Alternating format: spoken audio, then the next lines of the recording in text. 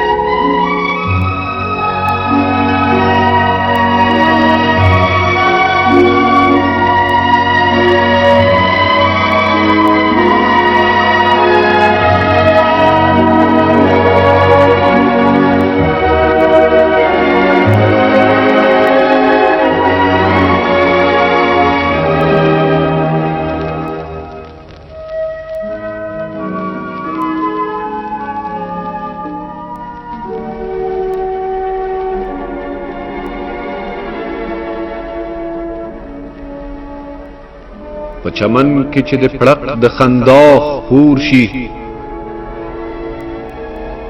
په چمن کې چې د پړق د خندا خور شي، زما د زړه په کور کې ګډ د هیلو شور شي. چې د مخ ته څومره ګورم هومره سوځم، چې د مخ ته څومره ګورم هومره سوځم، ما بدمرغ ته دی د وصل اوبه اور شي. په یوه مسکا د عقل رانه یوړ، خدا زده څه به لا په ما بیچاره نور شي.